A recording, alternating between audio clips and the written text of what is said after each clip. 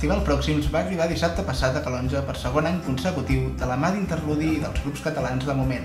Mishima, Standstill, Col·lectiu Eternity o Haldormar van ser algunes de les propostes que van omplir el pati d'armes i els jardins del castell en un gran festival que va obrir les seves portes a les 7:30 de la tarda i va concloure de matinada.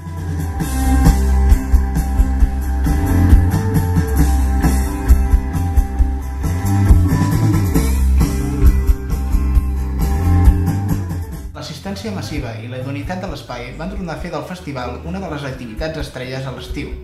Pel que fa a Interludi, el festival encara ja els seus 2 últims concerts, aquest dimarts amb la Copla principal i finalment dissabte que ve amb el clàssic de la nit Jazz a Cava, una proposta de maridatge de música i cava que comptarà amb les actuacions de Gemma Humet, Xavi Lloses i Hat.